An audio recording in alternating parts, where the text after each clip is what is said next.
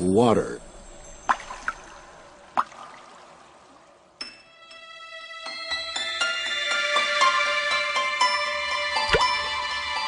Water, the most common substance on Earth.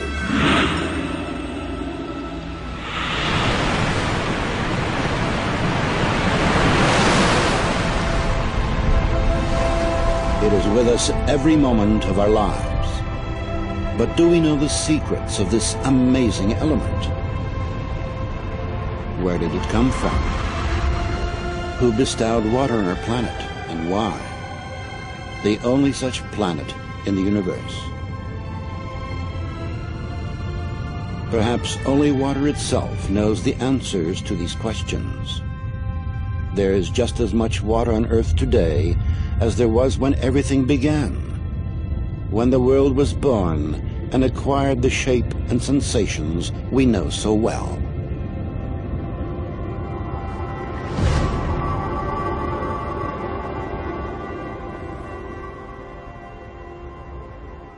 So what we did was what we always do here, do very careful work in a narrow field. So we said, let us focus on water, but we will look at it from many angles. In the Holy Scripture, water is more than simply a physical substance. It's a certain concept, and that concept is connected in a special way with the idea of life. Nothing in the world is softer and more yielding than water. Yet it wears down the hard and the strong, and none can overcome it, though anyone can conquer it. That which is yielding conquers the strong, and the soft overcomes that which is hard. Everyone knows this, but no one dares to live by it. The Chinese philosopher Lao Tzu wrote about water 2,500 years ago. I mean, water as such has been extensively studied. I mean, it is well known that water has unusual properties, physico-chemical properties, when compared to other liquids. No scientist has been able to explain, for example, why water's density increases below the freezing point and becomes less above freezing. Any substance contracts when it's cooled, but water does the opposite. It expands. People learned to exploit this unique property in the distant past. Inhabitants of the far north would quarry stone by pouring water into cliff-face crevices before the frosts came. In the south, people pounded wooden wedges into cracks in the rock and then doused them with water. As they swelled, the wedges would break the stone. Much later, scientists established that water in pores and capillaries is capable of creating enormous levels of pressure. In a seed, for example, it reaches 400 atmospheres at the moment of germination. That's why a plant shoot can break through asphalt with ease. It's such a small molecule as well. It is very specific that these properties are of water, and you won't find other molecules that have all of the similar anomalies. If even a single one of these anomalies were missing, life itself would not exist on the planet. Every one of water's properties is unique, and they do not easily fit into the generally accepted laws of physics.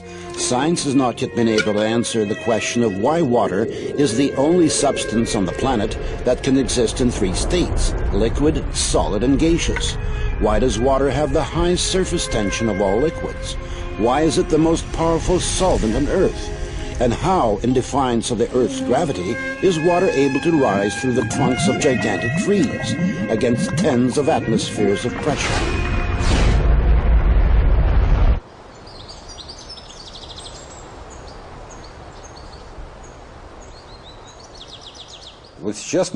We have taken a great step forward. We have really understood that we know almost nothing about water. Therefore, it is a great step because this realization is followed by the desire to find something out. Southeast Asia. The year is 1956. The place is a secret military laboratory for developing and producing weapons of mass destruction. Work has been underway here for several years on a powerful new generation of bacteriological weapons. The scientists are discussing what properties this weapon should have at one of their protracted secret meetings. Suddenly, the session breaks off. All of the participants are taken to the hospital with symptoms of severe food poisoning. An investigation into what happened quickly hits a dead end. The scientists had consumed nothing except water from the carafes on their tables. The water was tested. No harmful additives were found. Its chemical composition was H2O. That's what the report said. Poisoning caused by ordinary water. 20 years later, a fantastic hypothesis was put forward, a hypothesis that could explain water's unpredictable behavior. Water has memory. Experiments done in many countries around the world have shown that water receives and makes an imprint of any outside influence, remembering everything that occurs in the space that surrounds it.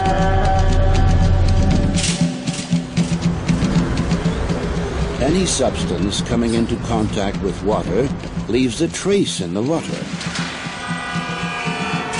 Had our ancestors guessed this when they used silver vessels to turn ordinary water into healing water? It is today the best antibiotic that is made, as good in Afghanistan and Iraq.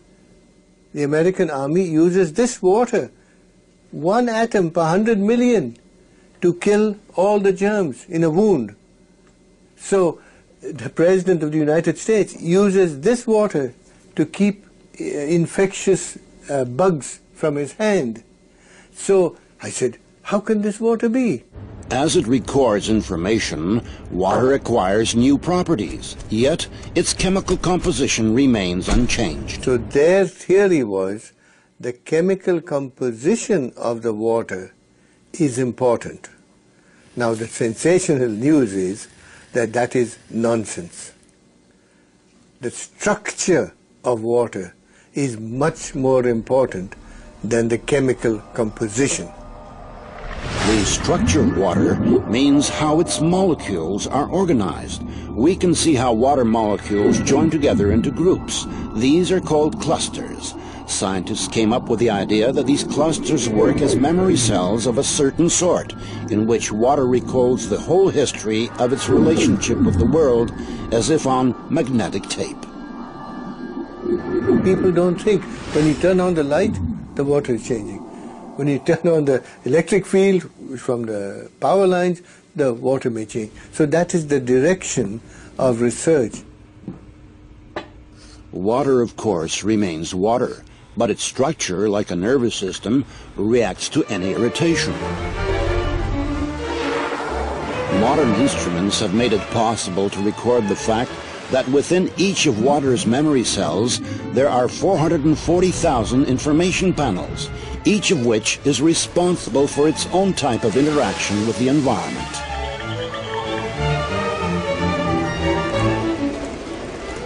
If you consider a cluster as a group of specific molecules, then it can survive only a short amount of time. But if you consider it as a structure whereby molecules can leave and other molecules come in, the cluster can last effectively for a very long time. The stability of the cluster structures confirmed the hypothesis that water is capable of recording and storing information. It may be the single most malleable computer, which can, it's like a computer memory. It's the memory of information. We must know how it is arranged. It is like the alphabet. If I give you the alphabet, you don't know a word, you don't know a letter, you don't know a sentence. So the molecular structure is the alphabet of water.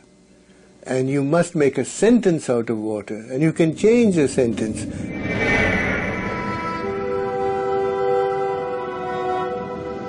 In the winter of 1881, The sailing ship Lara was on a course from Liverpool to San Francisco. On the third day of the voyage, a fire broke out on board. Among those abandoning ship was the captain, Neil Carey. The water supply soon ran out, and the crew experienced the torments of thirst growing by the hour. Later, when they reached shore safely after 3 terrible weeks adrift at sea, the captain, a man with a very level-headed attitude towards events, described what had saved them. "We were dreaming of fresh water," he said. "We began to imagine that the water around the lifeboat was turning from ocean blue to the greenish hue of fresh water. I summoned up my strength and scooped some up. When I tasted it, the water was fresh."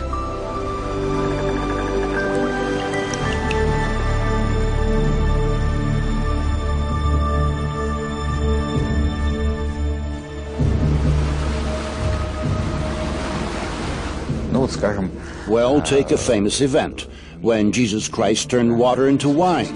He didn't add some sugar or lactose, but he imparted an absolutely special property to the water. We have carried out many experiments on the effect that quite diverse factors have on samples of water. Magnetic fields, electrical fields, various objects, and also including a human presence and human emotions. And it became clear that positive and negative human emotions are the strongest elements of influence. Это наиболее сильный момент воздействия. Professor Korotkov's laboratory has conducted numerous experiments on the effect of human emotions on water. A group of people were asked to project onto a flask of water in front of them very positive emotions like love, tenderness, and concern. Then the flask was replaced with another one, and the people were asked to project emotions of a different type: fear, aggression, hatred. After this, measurements were taken on the samples. The water exhibited changes that were clearly in one direction or another. So love increases water's energy levels and stabilizes the water, while aggressive emotions reduce the energy and make radical changes in the water. I hoped to show people that water could have a memory. Dr. Imato's laboratory does research on water samples which are subjected to various forms of outside influence. The impressions made upon the water are recorded by swiftly freezing it in a cryogenic chamber. This is what water heated in a microwave oven looks like. This is the effect of a mobile telephone. Somebody said, "Thank you" to this water. "Excuse me. You disgust me."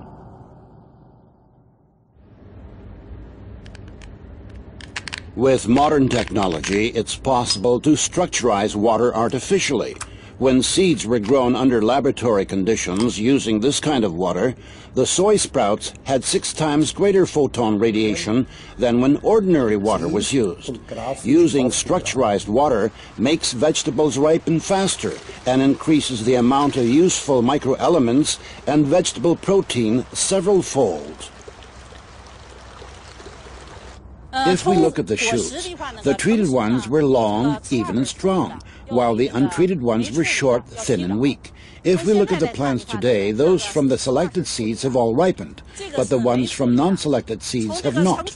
We have to say that using structurized water really does affect the growth of vegetables and fruits.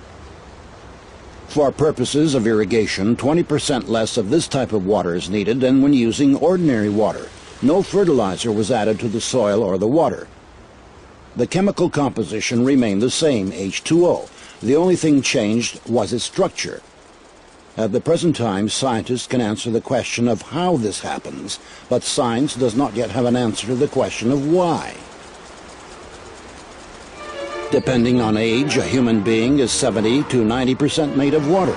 An adult drinks approximately 2.5 liters of water each day in order to sustain his normal life functions. Another 1.5 liters is absorbed through the skin during bathing or showering.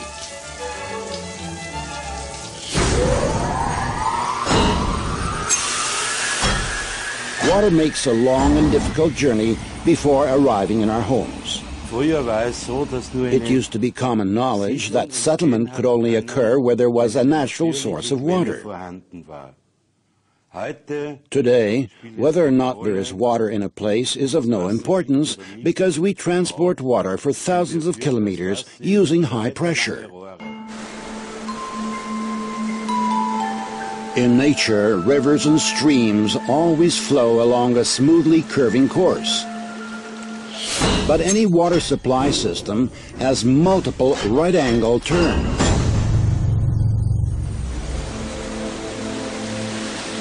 The natural structure of the water breaks down more and more with each such turn.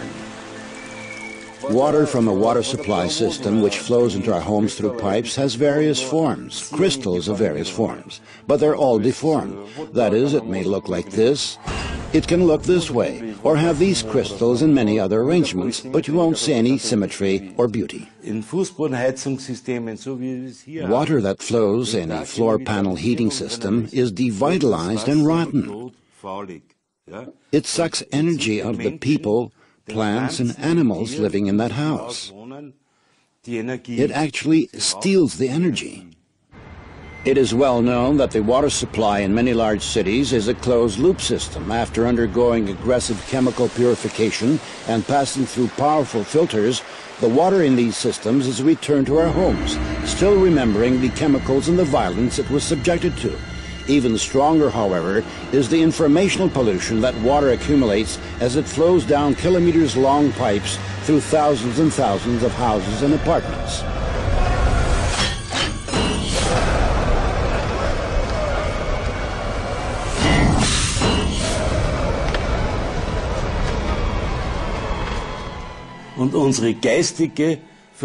We pollute water spiritually. And this happens on a huge scale. Why? The water adopts all of the hatred, all of the malice, the stress. The water is almost dead by the time it enters our body.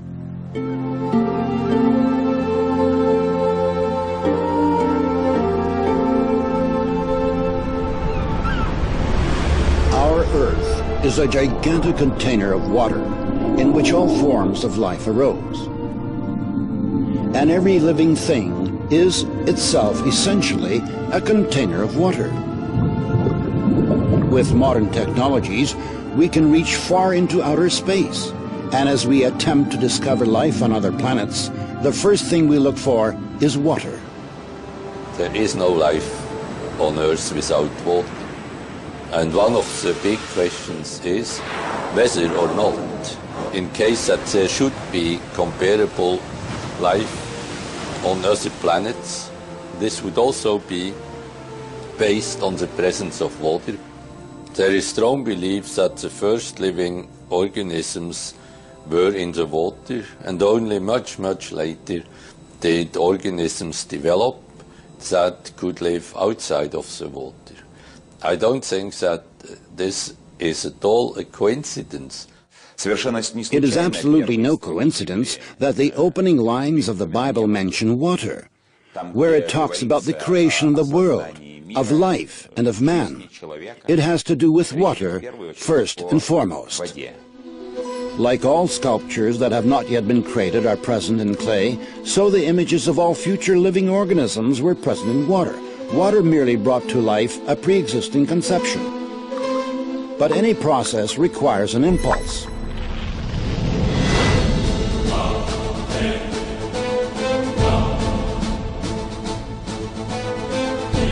Wise men of ancient times believed that the impulse for life to arise was a primordial divine spark. The spark imprinted in the water the sequence of future development. The entire course of evolution provides evidence of this. Every species of living being, from the simplest bacteria to mammals, strove to achieve its own perfection.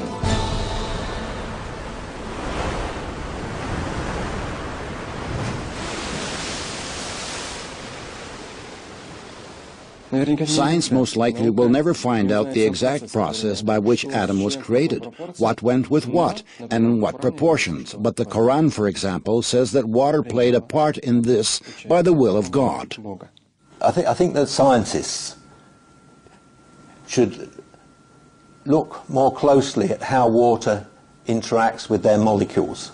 At a molecular level, it creates the structure of DNA. We wouldn't have the DNA helix without water. It creates the structure of proteins, so our bodies wouldn't work without the water. Every seed, every embryo begins its life exclusively in water. Amniotic fluids play a role in the embryo's development and preservation. It is the surrounding water, like a universal computer, that reveals any biological program. And thus water is also the only thing that can change it. The preacher wrote long ago, "Is there anything whereof it may be said, See, this is new. It hath been already of old time, which was before us." And Jacob took him rods of green poplar, and of the hazel and chestnut tree, and pilled white strakes in them, and made the white appear, which was in the rods. And he set the rods which he had pilled before the flocks, in the gutters and the watering troughs, when the flocks came to drink. And the flocks conceived before the rods, and brought forth cattle, ring-straked, speckled, and spotted. We subjected water to super-weak magnetic field impulses. These fields are tens of thousands of times weaker than the Earth's natural magnetic field. And that means they are negligibly small from the standpoint of modern science. Fish were introduced into water that had been treated in this way, and the fish soon produced an unusual hatch of small fry. They differed radically from other fish to which they were related, though they looked as much alike as twins.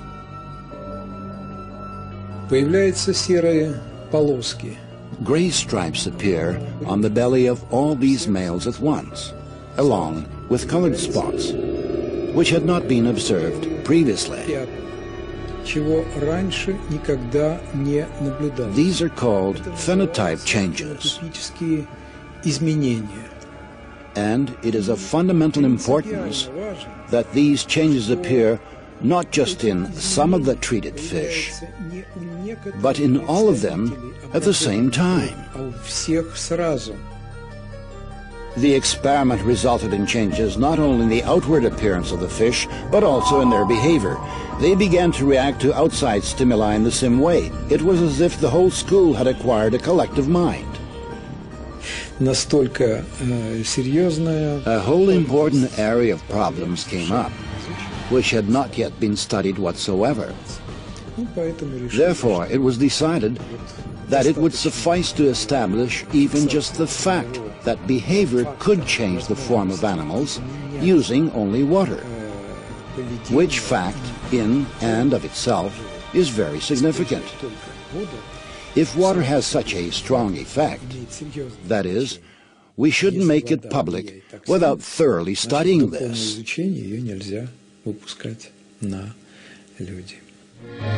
In 1932, sensational news traveled around the world.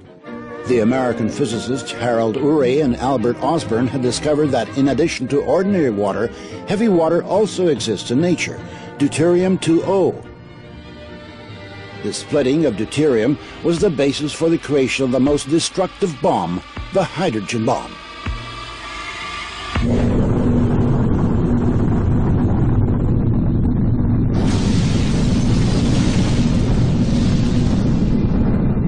Now everybody knows very well what radioactive radiation can cause. But it turns out that there are other, even more awesome effects. Rather more horrific is the change in the structure of water covering huge areas thousands of kilometers larger than the nuclear weapons testing grounds. It makes no difference where the test was carried out, in the atmosphere, on the ground, or underground. Colossal changes occur in the water, and the water's memory changes. And people drink that water, animals drink it, and suddenly terrible changes take place.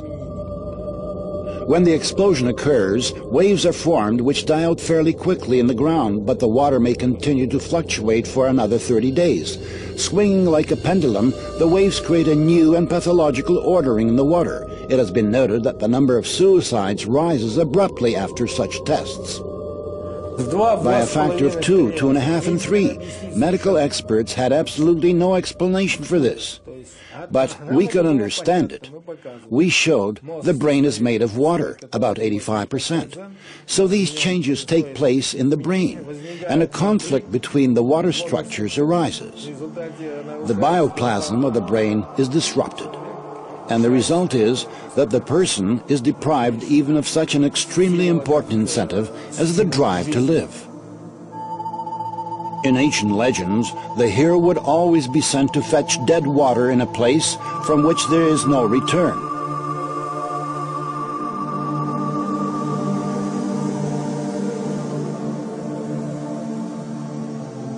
According to tradition, the only sea on earth in which there is no life came into existence where the destroyed cities Sodom and Gomorrah had been located. The Dead Sea.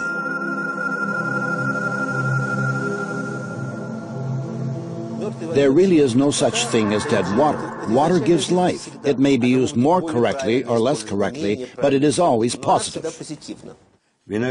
How a person handles water. If he approaches the water with good thoughts or blesses it and says thank you to it, the quality of the water will improve, and the water will have a positive effect on a person and on his body.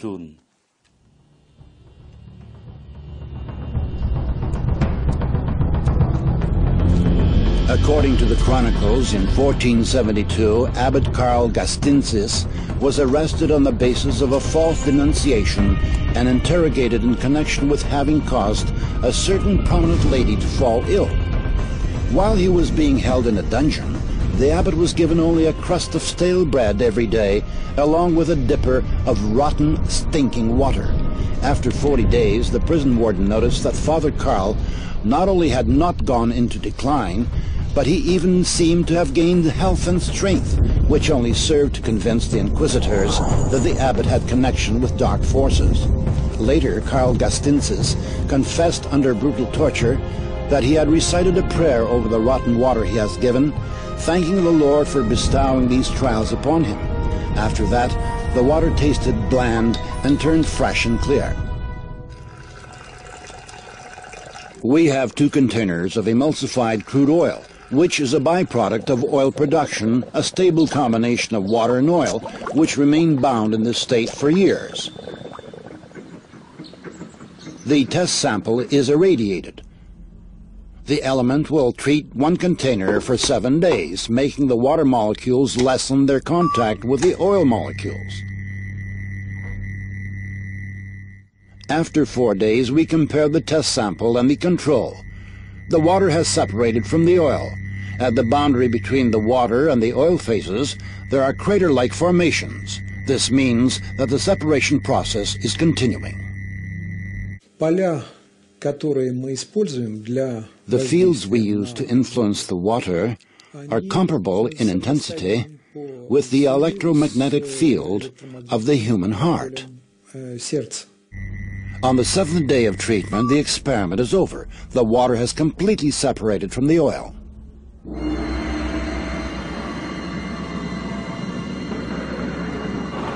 Expert estimates that oilmen have accumulated around 1 billion tons of emulsified crude oil. It cannot be used for industrial purposes. Ultimately, they get rid of the emulsion, pouring it right onto the ground. And then horrible sludge lakes are formed in the oil fields.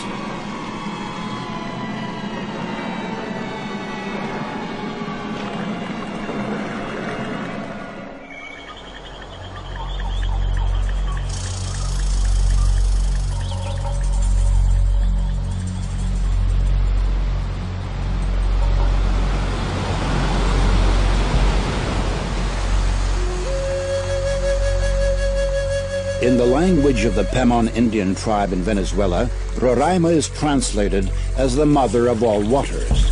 A group of Russian biophysicists set out for this destination in January 2005 to collect a unique sample of water, which scientists say has never been in direct contact with human beings. Such water exists in only one place on Earth, in Venezuela.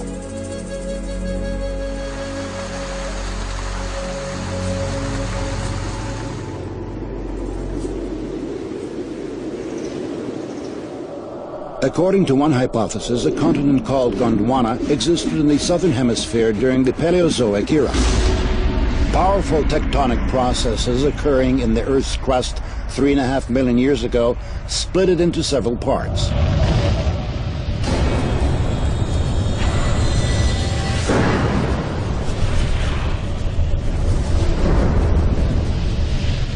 In this way, flat elevated plateaus were formed, which the Indians called tepuis, meaning pillars.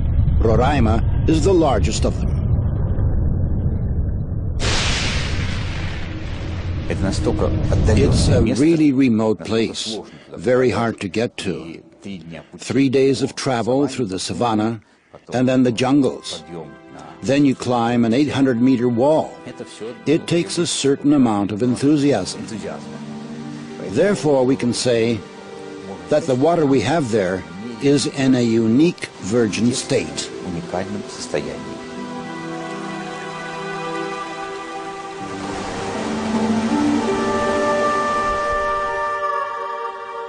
There is always a large cloud over Roraima.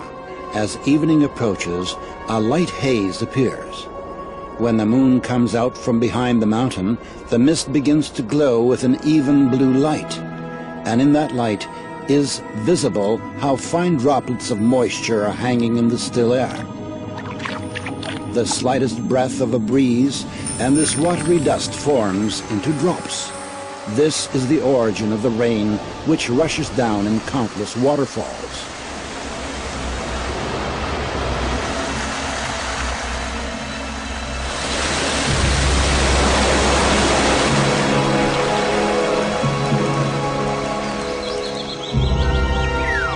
So today is January 30th, 2005. Water collection number 16.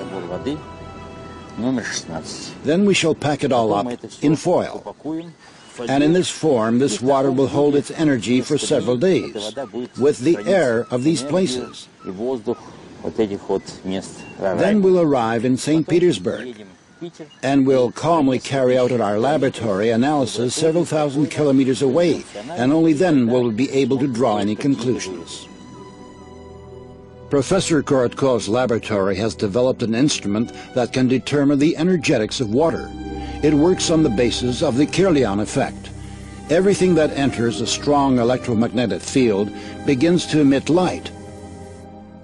The greater energy the object possesses, the brighter it shines. The water from Venezuela was compared with ordinary drinking water. We can say that this water is not double, not triple, but 40,000 times more active. So these are really two fundamentally different substances. And water of this type, this water which immediately activates the body, it activates the whole system.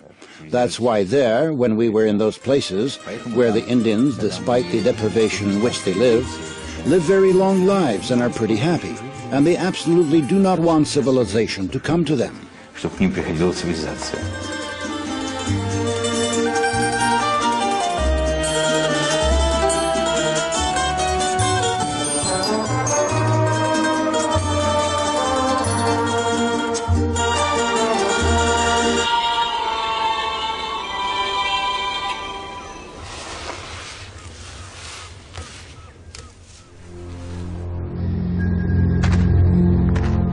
In the late autumn of 1632, a poor farmer named Gentz from the village of Enningen in Hessen, an orphan, who didn't remember his parents or where he was born, set off for southern Italy to seek a better lot.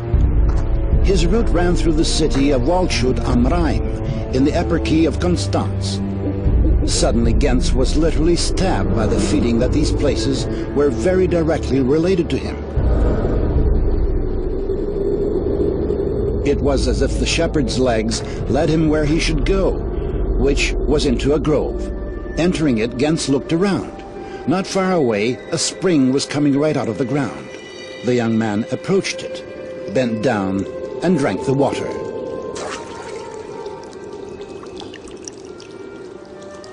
Many years later, he told his grandchildren the story of how the water had given back him his memory, so that he recollected these places and his father and mother and the house in which he was born.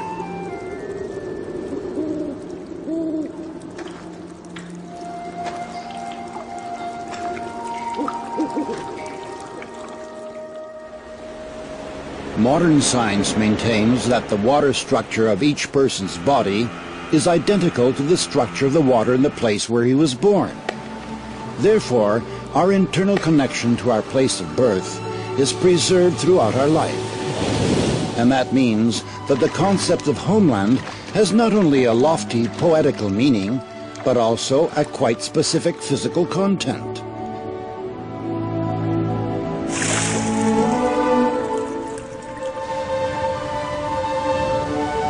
Nowhere in the world is the water the same. Breaking its way to the surface, through minerals and ores, water assimilates the vibrations of the soil and information about its specific biological and energetical features. We tested this absolutely marvelous water, which is sold in large bottles, and the producer puts a label on them which says it's the best water in the world, but it is empty and dead. True, it's pure and it's good, and some minerals have been added, but this is dead water in which there is no energetics and there is no life. Most likely, people do not sense any particular difference between naturally pure and artificially purified water. But any animal will always choose water from a spring, because this water is loaded with natural energies.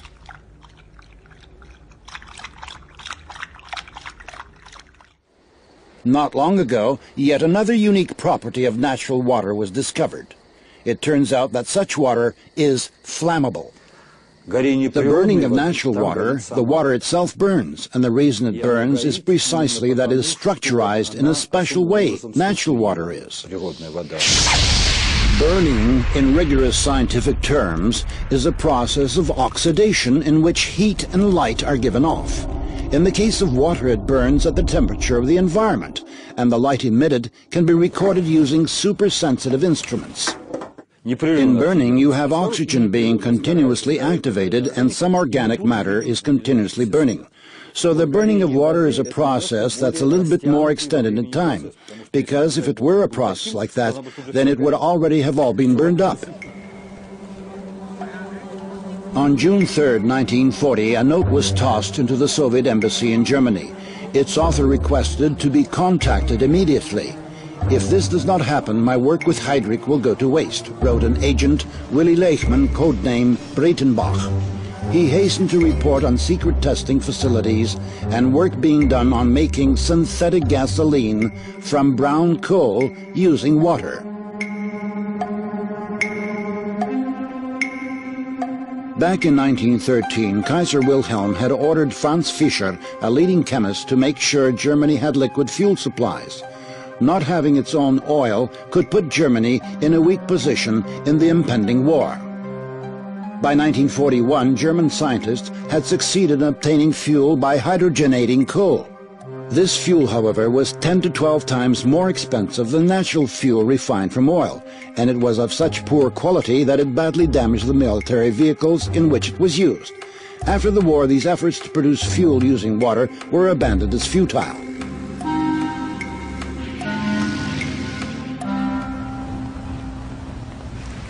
For the past 15 years, researcher Zhang Guohua has been working to create fuel of this type.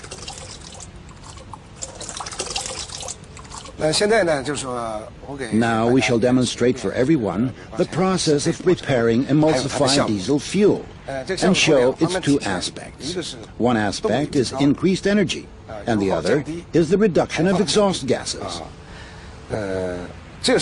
This is fuel taken from an automobile. Structurized water.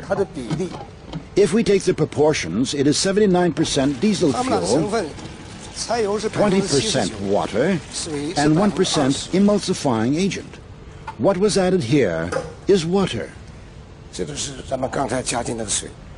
John shows us that what is added to the fuel really is water. Now we shall add the 1% emulsifying agent. An emulsified solution resembling milk forms immediately. We pour the emulsified fuel into the car and use it for propulsion. Measured over the long term, there was a 5% increase in power, with over 20% fuel economy. Our government views this as very important.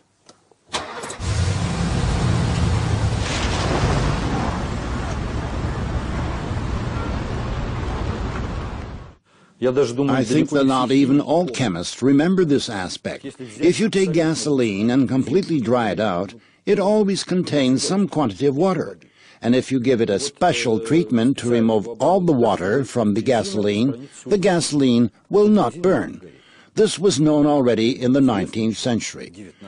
To burn anything whatsoever, there has to be at least some quantity of water.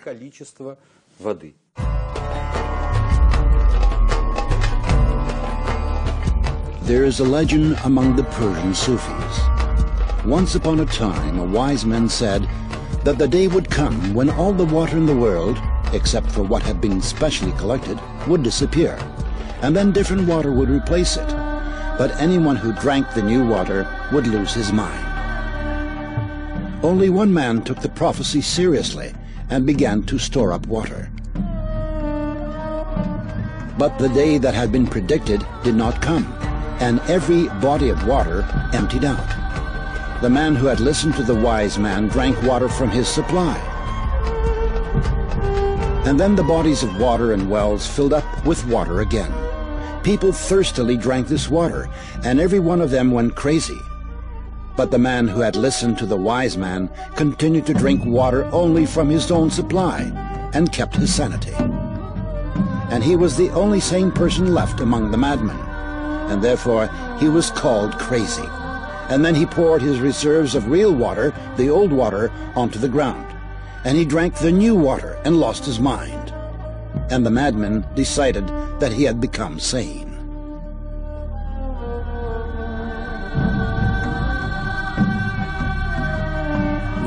A major part of our brains are water.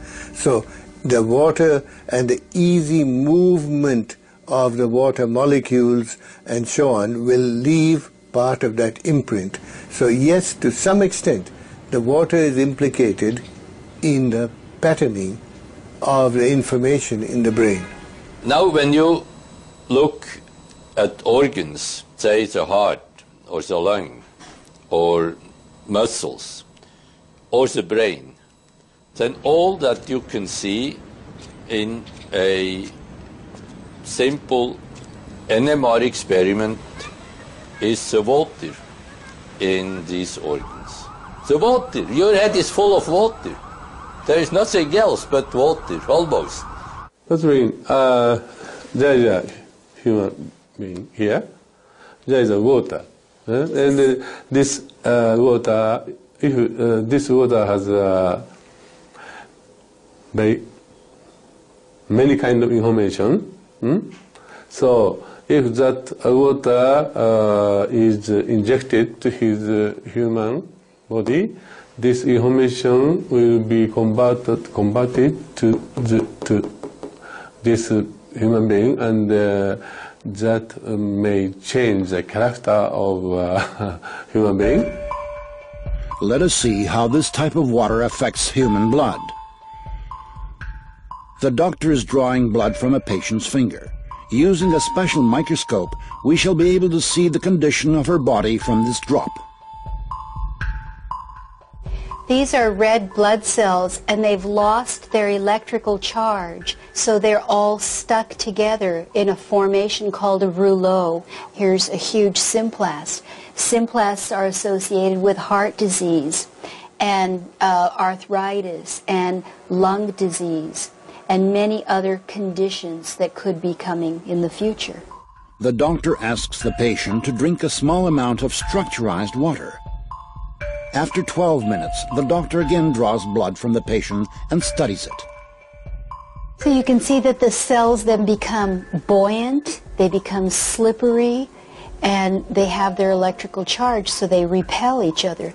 That allows them to carry oxygen, and it means that we're changing the pH of the blood back to an aerobic environment rather than an anaerobic environment. I think that's utterly amazing that just drinking water could do that. Traditional Eastern medicine has been based for many centuries on the vibrations and resonance of the body's water content. The pulse indicates if the resonance tone is right. It is believed that the pulse may be strong, weak, cold, or hot. On the basis of this, an experienced physician carries out a kind of energy scan of the body, makes a diagnosis, and prescribes treatment. We do not heal with water, because a person, the human body, is water. The person simply reads the mantras in order to correct the bad water he has inside. How this hidden effect works is not known. In all the world's religions, Christianity, Islam, and Judaism, it is the practice to recite a prayer before taking food, or to consecrate the food during major religious holidays. How often do we stop and think, what for? And how did the certainty arise in such dissimilar religions that this is the right thing to do? Why did something that science is only now trying to understand seem obvious to our ancestors? It turns out that the frequency of vibrations in the prayers of any religion uttered in any language is 8 Hertz, which corresponds to the frequency of the oscillations of the Earth's magnetic field. Therefore, a prayer pronounced with love creates a harmonic structure in the water that is an ingredient of absolutely all foods. We now have some idea about how this happens through the structurization of water clusters, water molecules. Therefore, we can take some purely practical advice from this. To sit down at the table in a very good mood, and under no circumstance to dine with cruel or aggressive-minded people, because this will have a direct destructive effect on our health. In 1995, Dr. Emoto Masaru was the first one to record musical impressions on water.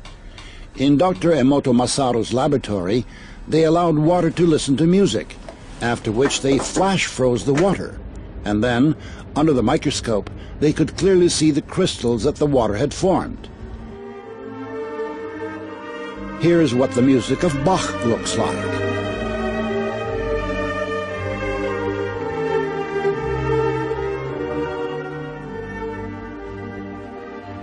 Mozart,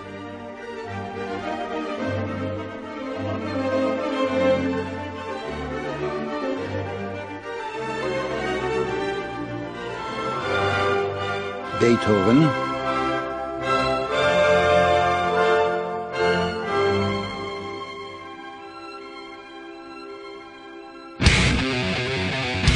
heavy rock,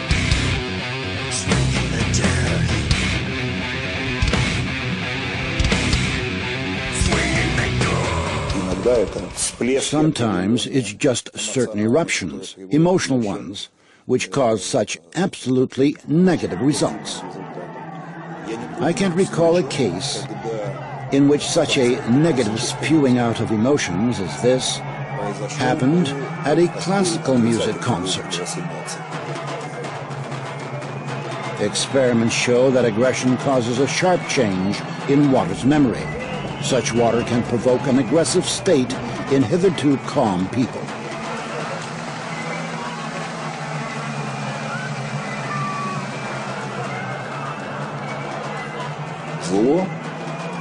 Strange as it may seem, evil interacts more easily and simply. Apparently this has to do with the sensitivities of human beings, who always feel negative things more acutely.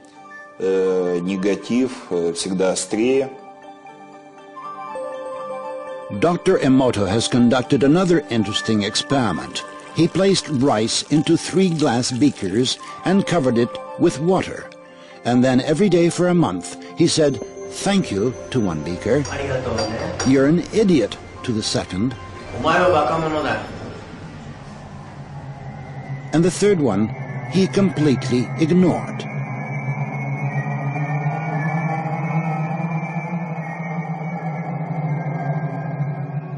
After 1 month, the rice that had been thanked began to ferment, giving off a strong, pleasant aroma. The rice in the second beaker turned black, and the rice that was ignored began to rot. Dr. Emoto thinks that this experiment provides an important lesson, especially with regard to how we treat children. We should take care of them, give them attention, and converse with them. Indifference does the greatest harm. Tell some dreamy story, but almost practice. Practical experience shows that hatred, rage, and even annoyance not only exert a destructive influence on other people, but they also give feedback. Das beginnt geistig in Gedanken. Wenn man negative Intellectually, Gedanken aussendet, at the level of thoughts, a person who sends negative thoughts is polluting his own water, of which his body is 75–90% composed, and giving it a negative charge. wird dieses Wasser negativ belasten. Many laboratories around the world have repeatedly carried out an experiment that produces similar results. Water from a single container was divided into 2 portions. One part was subjected to an outside influence that changed the structure and properties of that water. The water in the second flask acquired the same structure and the same properties after a certain period of time, even if the 2 portions of water were a significant distance removed from each other. The water has very important photographic memory, we can say that, and also you can imprint it with very subtle energies, even from 10,000 kilometers. Does that mean that remote communication occurs between human beings who are essentially structures composed of water?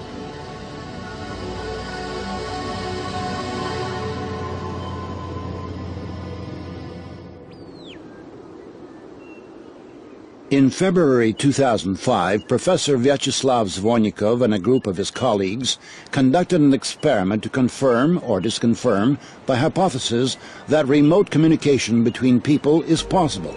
2 people are 15,000 kilometers apart. One is in Moscow, the other in northern South America near the city of Santa Elena. Here we have the virtual brain of the experiment's participants. During the 15 minutes before the experiment begins, there are no visible correlations. The least change in posture, pulse, or respiratory frequency is recorded. ECGs and EEGs are taken. Suddenly, the instruments register distinct changes. The 2 people separated by this enormous distance have somehow tuned themselves to the same wave. The instruments show synchronization of certain areas of their brains, of breathing, and pulses. How can this be explained? We don't yet have any answers to that question. So far, this is a scientific mystery. There is a hypothesis that the body's liquids play a part in this.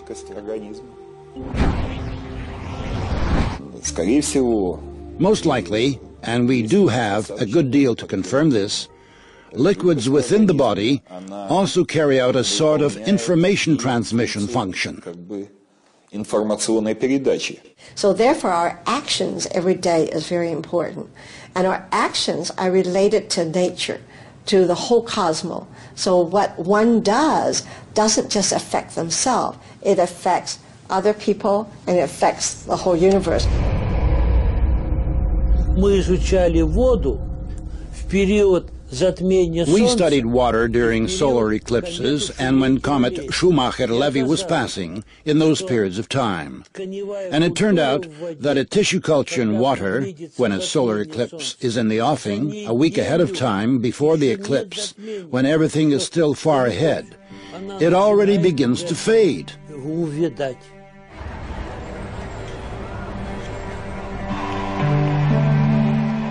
The system of the universe exists as a single perfect organism.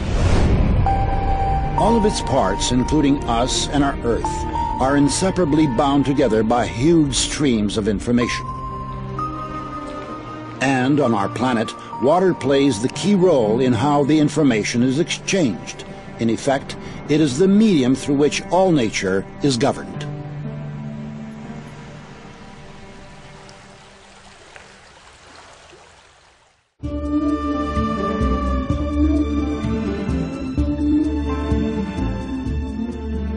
The Chinese chronicles tell about the Taoist hermitage Changchun, who is known to have met repeatedly with Genghis Khan for lengthy conversations. Once, when the country was being ravaged by an unknown epidemic, the ruler of Beijing asked the hermit to protect the people. He prayed, and the sickness retreated.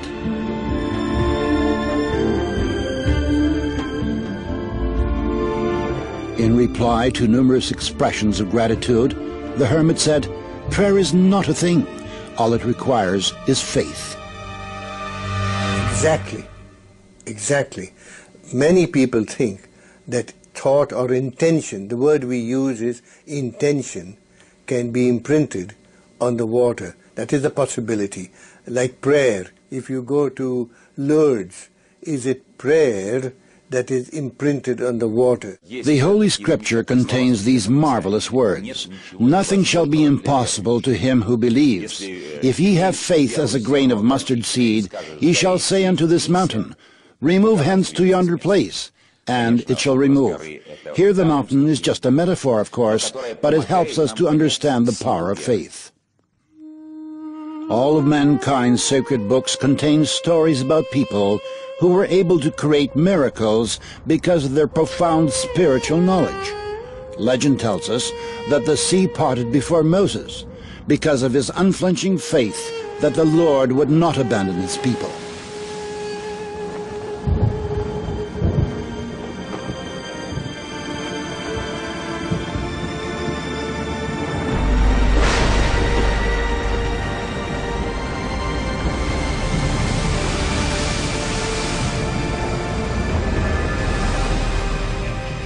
We have totally undisputable evidence that prayer influences sick people to get better, and it has caused absolutely fantastical recoveries, such as the spread of gangrene stopping suddenly in a person who already had it. Вот со святой водой больные животные или... With holy water, when it's poured over sick animals or a dying plant, they revive. Those are the facts. And no physical chemist currently is able to understand it. They simply can't.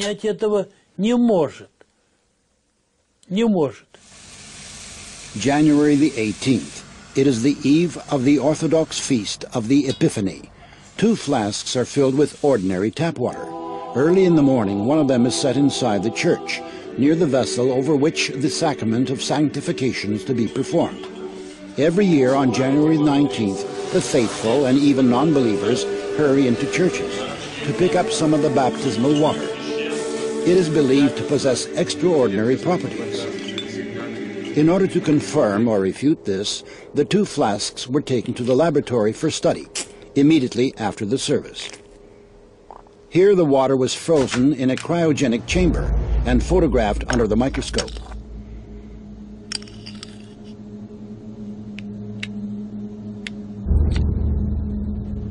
The crystals of the tap water looked like a chaotic, diffuse spot.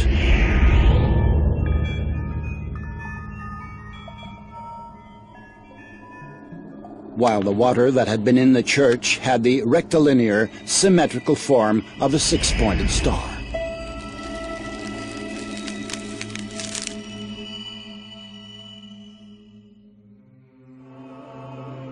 It is well known that holy water has a very powerful and stable structure. This water can pass on its properties. Take only 10 grams of it and dilute it in 60 liters of common water, and the whole amount will have the properties of holy water. Perhaps scientists will tell us sometime what prayer is. Perhaps scientists will tell us sometime what happens with human nature under the influence of divine grace.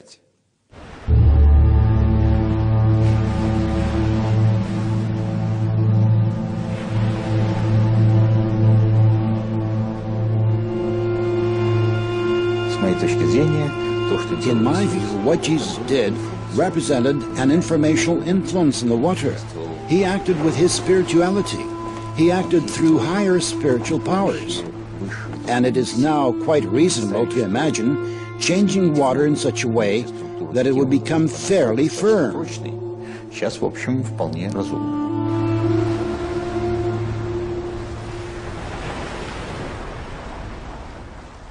It could be radiation, but could it be only subtle energy?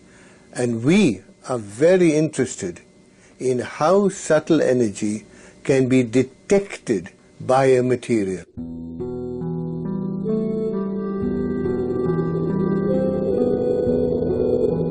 In our time, everybody is sure that weather on the planet is determined by cyclones and anticyclones. We accept the weatherman's daily forecasts as inedible.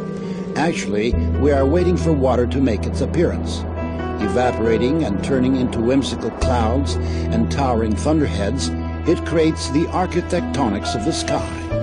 The countless shades of sunrise and sunset, the rainbows that shoot across the sky, all of them result from the refraction of light rays by the moisture in the atmosphere. Clouds carry this moisture over great distances, and it spills down as rain. Rain, hail, snow and mist, winds and storms, gales and hurricanes, all of these complex processes depend on water's mood. We try to second-guess how it is going to behave, and where on the earth it will bestow its favors, and where it will unleash its wrath. The most we can do is to observe these processes from space, but only observe them. But how alluring the thought is of subjugating the weather. What a sweet bait that is for human vanity.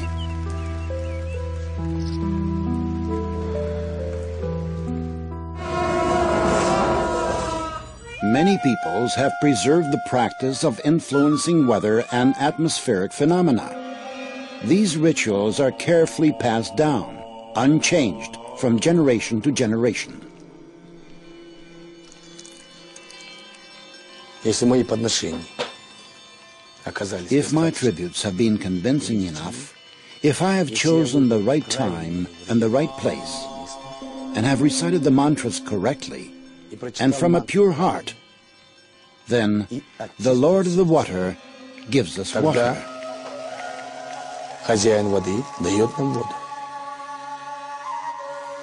We do not place much trust in such actions, which may be met with a smile these days. Could it be that just one man, not some huge modern laboratory with the latest technologies, but just a person, could influence a natural process solely by the force of his desire? And it was an outdoor wedding outside a museum in Ontario. And, well, we didn't bring umbrellas, but some people did. And the sky was all overcast, and the rain started to come. That was half an hour before the wedding. And it started to rain. All the umbrellas went up. And so I and two other students said, okay, let's meditate for better weather. Within a minute, an opening in the clouds came, and the sun just shone right down in this area. Only, not all over, just shone right down this area. By the summer of 1991, Israel had no rain for 2 years. The water in the country's only freshwater lake, Lake Kinneret, had fallen 15 centimeters below the critical level. Then 10,000 Israelis gathered at the Wailing Wall to pray for rain. On the third day, rain came down on the country in torrents. Many people explained this fact as simple coincidence. Belief in coincidence is neither scientific nor religious. From a scientific point of view, there is scientific determinism, while from a religious standpoint, there are things that are done, which have an influence on the outcome. Coincidence is a way in which people try to escape bearing any responsibility. Just as the cry of a bird in the mountains can cause a powerful avalanche, or the motion of a butterfly's wing can change the weather over an entire continent, likewise people can launch global processes solely by the power of their thought. And that is no exaggeration. Not a single scientist who is familiar with systems theory doubts that. It is entirely a question of waiting for a moment when the system is in a state of instability. In a phase of instability, the motion of thought alone is sufficient for the system to start to change. I do not always see it when my own mistake or sin comes back to me in another guise, although, essentially, it is a single unit. Whatever it is that I did wrong returns to me, not as punishment, but as a result. With all the abundancy of water on the planet, less than 1% of it is available fresh water. This supply has been practically unchanged in the course of human history, while the population has been constantly growing.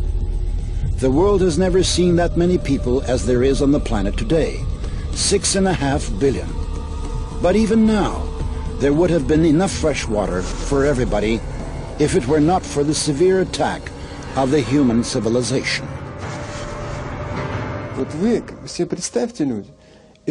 Look, imagine, if there will simply not be any water, that it will go away deep underground. Who shall give you water, which will spout freely from the ground and be easy for you to reach? Today, more than 1 billion people of the earth lack access to safe drinking water. Over 5 million people, half of them children, die for this reason each year. This is 10 times more than perish in wars each year. If this problem is left unsolved, water may become a source of international conflicts in the 21st century. Already now, it is gradually attaining the status of a basic resource, which is beginning to figure in the political dialogue among countries and peoples.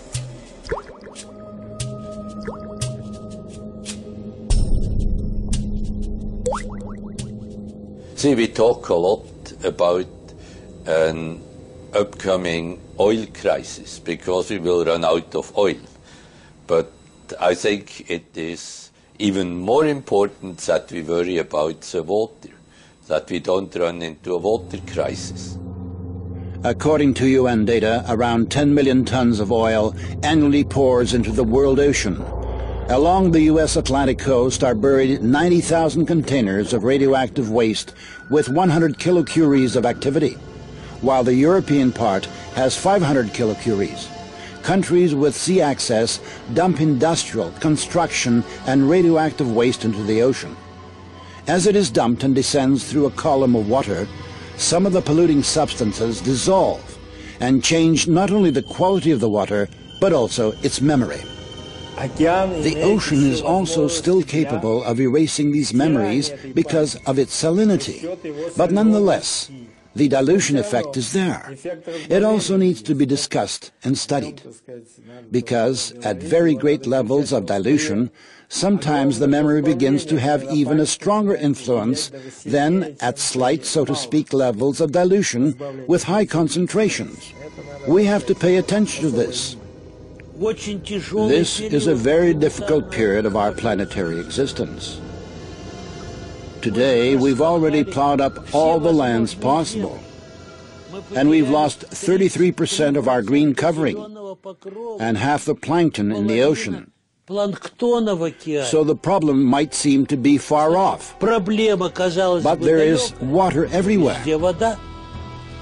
In the past year, the temperature of the cold deep-sea waters under the Gulf Stream fell by 1 degree. In the past 9 years, the rate of melting of Greenland's iceberg has tripled. In the past 30 years, the destructive force of hurricanes has doubled. The number of natural disasters is rising. In the decade from 1973 through 1982, 1,500 disasters occurred worldwide. In 1983-1992, there were 3,500. In 1993 to 2002, there were 6,000. 226,000 people died or disappeared during the December 2004 tsunami in Southeast Asia, while 500,000 were left homeless.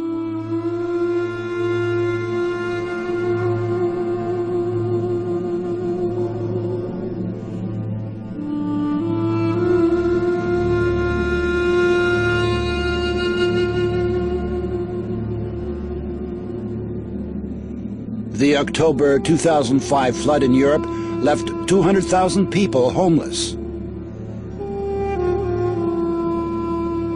Around 1,300 people died during Hurricane Katrina in August 2005. 1 million people were left homeless.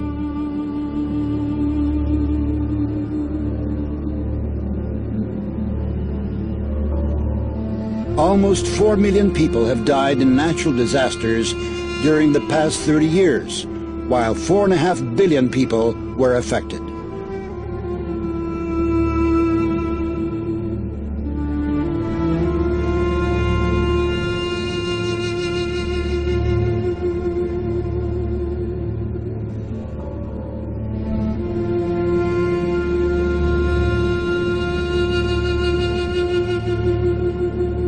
Если спросить сегодня If you ask the ordinary man in the street today whether or not man and human activity are to blame for the increased number of hurricanes on the planet and their increased destructive force, I think that every other person will say yes. This is a consequence of human activity. I think that what's happening in our world today, all the tsunamis and the freak weathers everywhere, and the terrorism and the fear that is gripping us, all of the things that are happening is a result of unhealthy individual health. And it affects the other way too. Okay, and also I think it's a resultant of water being polluted. The phenomenon of structural memory enables water to take an impression of everything that happens around it and to connect all living systems together. And each one of us is a link in an endless chain of information transmission. But in addition, each of us is also a source of information. Every one of our actions, a thought, an emotion, an uttered word, separates from us and becomes part of the overall energo-informational environment. Informational dirt is poisoning the water, accumulating layer by layer in its memory. If that process were to continue endlessly, the water could lose its mind. But it is endowed with a self-cleansing capacity. This occurs at the moment of phase transition, when it vaporizes and then condenses and falls as rain, or when it freezes and then melts. Shaking off the informational grime, water preserves its basic structure, that is, the program for life.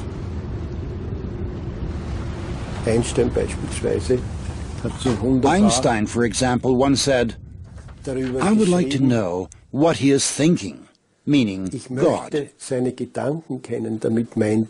Everything else is just details. But I would like to know how he created this world. Everything begins in water. In a certain sense, we can say that everything originates in water, and in water, everything comes to an end. For all peoples, a person must be clean in order to stand before God. In all the world's religions, water is a kind of intermediary that unites man with the Creator. The Jews perform ablutions in mikvahs. For Muslims, ablution is prerequisite for prayer. If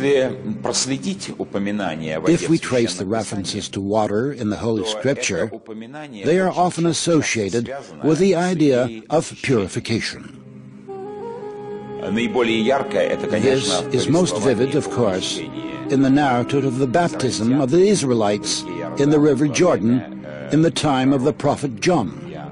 John the Baptist, the forerunner. John baptized with the baptism of repentance, and the image and the symbol of people's repentance was immersion in the river. In the Christian church, there is the sacrament of baptism. First of all, why is it a sacrament? Because it remains ultimately hidden from us. What happens with a person at the moment of baptism? It is known that the divine energy, which in the language of the Church we call grace, descends upon the person. There have been many wars on religious grounds in human history, but in our experiment, water reacted to individual words that had a religious content by forming beautiful crystals. This means that the conception of our nature coincides with each religion. The Christian prayer, the Buddhistic prayer, the Muslim prayer. Dr. Emoto presumes that serious crimes are committed most of all in areas where people curse the most often. Idiot. I hate you. Laboratory containers of water were inscribed with hieroglyphs denoting words and the names of well-known people. Love, hope, soul, Mother Teresa, Hitler. Emoto Masaru's numerous experiments aimed at finding the word that cleanses water most powerfully have shown that it is not just one word, but a combination of two: love and gratitude.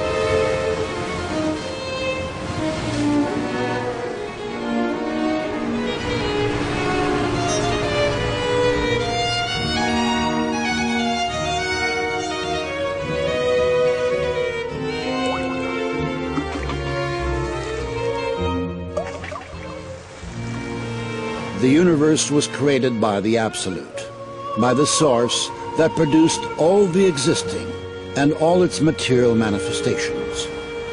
Each of us has an element from the water of primeval ocean. Our every word is like a water drop, a medium of thought, a source of information. And we all are to repay the Absolute with love and gratitude.